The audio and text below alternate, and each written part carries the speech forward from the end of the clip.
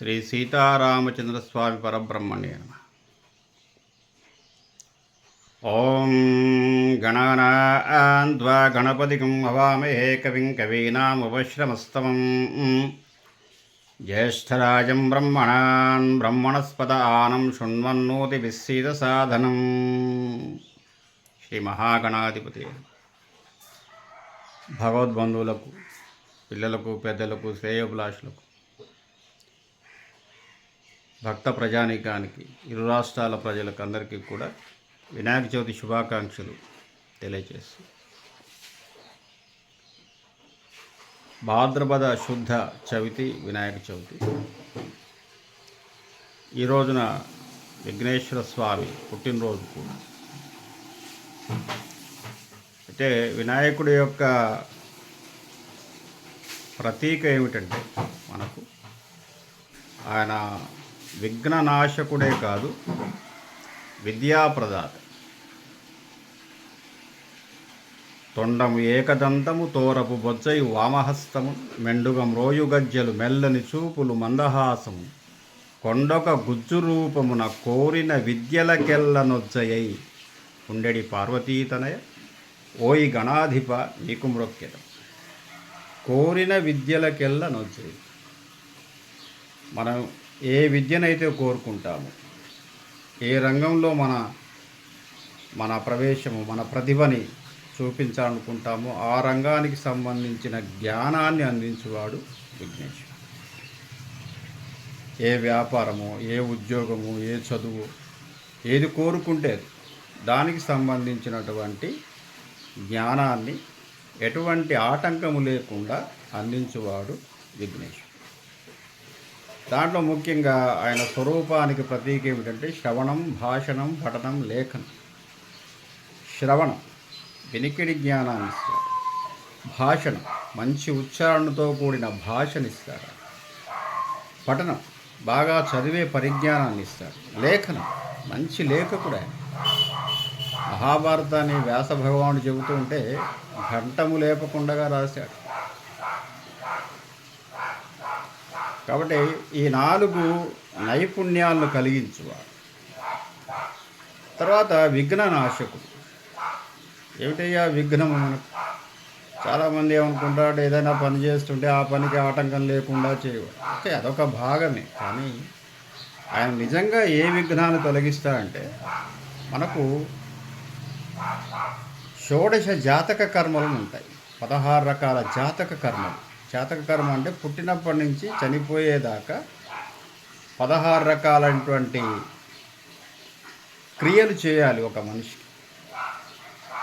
పుట్టినప్పుడు పురుడు, 11వ రోజున పురుడు అనే ఒక కార్యక్రమం, అదొక జాతక కర్మ. బారసాల తొట్లో వేసి పేరు పెట్టడం, అదొక జాతక కర్మ. అన్నప్రాశన అదొక జాతక కర్మ.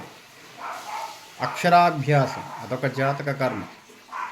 ఉపనయనం అదొక జాతక కర్మ. వివాహం అదొక జాతక కర్మ. చివరికి అంత్యేష్టి, చివరిగా చేసేది అంత్యేష్టి అంటారు. అది 16వ. ఈ 16 రకాల జాతక కర్మలు చేస్తున్న సమయంలో వాటికి విఘ్నం లేకుండా చూస్తాడు విఘ్నేశ్వరుడు. అది దాని అర్థం. అట్లాగే మనం చేసే నిత్య జీవితంలో చేసే పనులకు కూడా ఆటంకం లేకుండా ఉండాలంటే గణాధిపతి కాబట్టి, అన్ని గణాలు ఆయన ఆధీనంలో ఉంటాయి కాబట్టి ఎవరి నుంచి ఏ ఆపద రాకుండా కూడా కాపాడువాడు. ఇప్పుడు చూశారు కదా ప్రకృతి వైపరీత్యం. ఇరు రాష్ట్రాల ప్రజలు అతలాకుతలమైపోయారు వర్షానికి. చాలా హృదయ విదారకమైనటువంటి దృశ్యాలు కనిపిస్తున్నాయి. చాలా బాధగా ఉంది. సరే, అయినా మనం ఈ రోజున ఆయన్ని ప్రార్థన చేయాలి. సర్వే జనాః సుఖినో భవంతు. మానవులకందరికీ కూడా జీవించే హక్కు ఉంది. ప్రకృతిలో అందరూ సమానమే.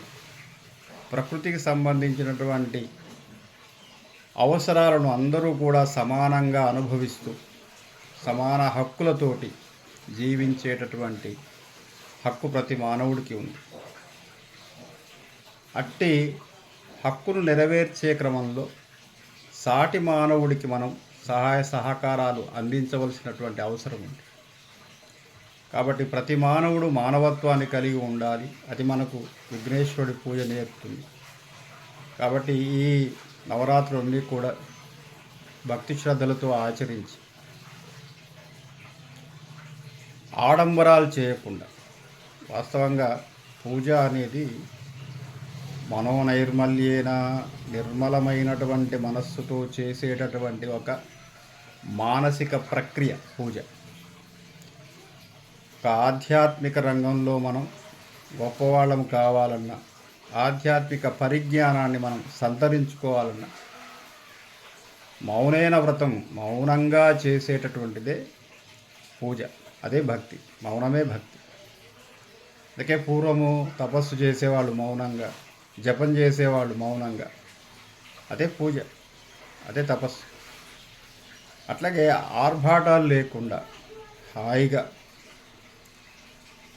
ఆ విఘ్నేశ్వరుని 9 రోజులు కూడా మనసా వాచా కర్మన అర్చించి సమస్తమైనటువంటి ప్రజానీకం హాయిగా ఉండటానికి కావలసినటువంటి ప్రార్థన మనం చేయాలి. అదేవిధంగా మన నవరాత్రుల్లో అన్నదానం చాలా ముఖ్యం. నవరాత్రులు చేసేటటువంటి అందరూ కూడా ఏదో ఒక రోజున ఆ గణేష్ మందిరం దగ్గర భోజనం పెట్టడం అనేది ఒక అత్యంత ప్రశస్తమైనటువంటి కార్యక్రమం. అయితే అన్నదానం కూడా అపాత్ర దానం అయిపోతుంది. అంటే నిజంగా అన్నార్తులకు అన్నం చెందాలి.